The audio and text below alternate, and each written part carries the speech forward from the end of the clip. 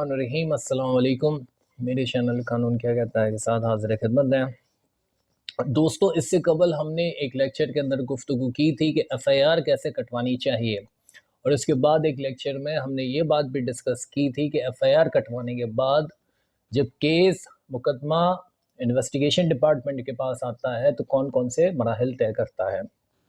आज हम ख़ास तौर पर खुसूसी तौर पर बात करेंगे इन्वेस्टिगेशन ऑफिसर यानी आईओ की रिपोर्ट के हवाले से। एफआईआर कटने के बाद जब केस इन्वेस्टिगेशन डिपार्टमेंट के पास आता है और जिस आईओ को वो सुपर्द होता है, वो अपनी तहकीकात, अपनी इंक्वायरी, इन्वेस्टिगेशन मुकम्मल करने के बाद एक रिपोर्ट मुरतब करता है जिसे वो आखिर में अदालत में जमा करवाता है, जिसे हम पुलिस रिपोर्ट भी कहते हैं, चालान भी कहते हैं और इसे चार्जशीट भी कहा जाता है।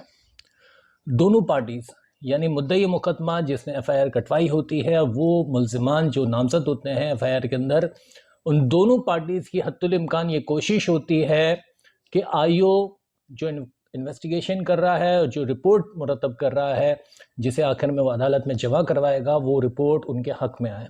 अब इस गर्ज के लिए दोनों पार्टीज़ आईओ को रिश्वतें खिलाते हैं, और मज़े की बात यह है कि इन्वेस्टिगेशन ऑफिसर दोनों पार्टी से रिश्वतें ले भी लेता है। दोस्तों, फरीकैन मुकदमा ये समझते हैं या फिर आईओ अपने बर्ताव से, अपने अंदाज से उन पर ये जाहिर करता है कि केस का तमाम तर दारोमदार मेरी इन्वेस्टिगेशन पर और मेरी ये जो जमा मैं करवाऊंगा अदालत के अंदर रिपोर्ट, इस पर है। अगर इन्वेस्टिगेशन ऑफिसर की जमा कराएगी पुलिस रिपोर्ट, चालान और चार्जशीट ही हर चीज़ हो, केस का सारा दारोमदार इस पुलिस रिपोर्ट पर हो, तो फिर अदालतों को तो ताला लगा देना चाहिए और जजों को फारिग कर देना चाहिए। इन्वेस्टिगेशन ऑफिसर साहब हैं, ये सारे काम कर रहे हैं, तो वो केस का फैसला भी सुना देंगे। ये चीज़ अपने जहन से निकाल दें कि एक पुलिस वाला जो रिपोर्ट बना कर देगा, यानी पुलिस डिपार्टमेंट कितना करप्ट है पाकिस्तान में, यहाँ पाकिस्तान का बच्चा बच्चा जानता है। सिर्फ जानता नहीं है बल्कि वो जब घर से बाहर निकलता है, खुद निकलता है, किसी के साथ निकलता है, वो सड़कों पर, चौराहों पर, सिग्नलों पर देखता है कि पुलिस कितनी रिश्वत ले रही होती है, कितनी करप्शन कर रही होती है। तो यहाँ जज एक पुलिस वाले की रिपोर्ट पर क्या किसी मुकदमे का फैसला दे देगा? क्या वो किसी और दुनिया की मखलूक है? वो नहीं जानता कि यहाँ की पुलिस कितनी करप्ट और कितनी रिश्वतखोर है। आईओ पैसे खाकर भी, रिश्वतें लेकर भी काम वही करता है, रिपोर्ट वही बनाता है जो उसे कानून के मुताबिक बनानी होती है और वो जमा करवाता है उस हिसाब से। ये रिपोर्ट एक डॉक्यूमेंट्री एविडेंस होता है और अदालत में जमा होने से कबल आईओ इन्वेस्टिगेशन ऑफिसर अपने आला अफसरान को, एसएचओ को वो रिपोर्ट दिखाता है, एसएचओ उसकी तस्दीक करता है, इसके बाद वो अदालत में जमा होती है। तो ये अफसरान हज़ारों रुपए रिश्वत के लिए अपनी अच्छी भली नौकरी को कभी भी दांव पे नहीं लगाएंगे। अब इस रिपोर्ट के अंदर, पुलिस की रिपोर्ट के अंदर होता क्या है? मुद्दई, मुल्ज़िमान और गवाहान के नाम पते होते हैं। मुल्ज़िमान का स्टेटस कि आया वो ज़मानत पर हैं, ज़ेर हिरासत हैं, जेल में हैं, मफरूर हैं, लापता हैं, नामालूम हैं, उनका स्टेटस लिखा हुआ होता है। वक़ुए का हाल अहवाल लिखा हुआ होता है, जिस जगह वक़ुआ पेश आया उसकी तफसीलात, जंगल है, बयाबान है, आबादी है, मार्केट है, गली में है, सड़क पर है, ये सारी चीज़ें लिखी हुई होती हैं। तहकीकात और उसकी फाइंडिंग्स कि क्या क्या इंक्वायरी की गई और आखिर में पुलिस की फाइंडिंग्स क्या है कि आया ये जो एफआईआर मुद्दई ने कटवाई है वो हकीकत पर मबनी महसूस हो रही है, आया इसका ट्रायल का आगाज़ किया जाए या फिर ये झूठ जाहिर हो रही है, फेक फैब्रिकेटेड एफआईआर काटी गई है। ये सारी तफसीलात उस रिपोर्ट के अंदर आईओ लिख के जमा करवाता है।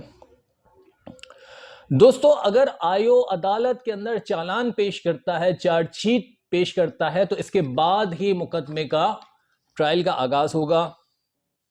चालान का जमा करवाना अदालत को यह जाहिर करता है, यह इंडिकेट करता है कि मुकदमा वाकई में हकीकत पर मबनी जाहिर हो रहा है, लिहाजा इसका ट्रायल किया जाए और फिर इसको साबित किया जाए।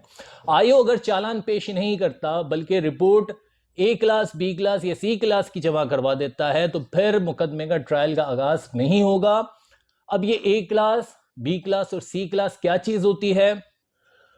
अगर मुल्जिमान नामालूम है, लापता है, मफरूर है, आयो जो रिपोर्ट अपनी जमा करवाएगा अदालत में वो ए क्लास की जमा करवाएगा, और ए क्लास की रिपोर्ट आने पर अदालत इस केस को दाखिले दफ्तर कर देगी, ट्रायल का आगाज़ नहीं करेगी और उस वक्त तक नहीं करेगी जब तक कि मुल्जिमान लापता रहते हैं।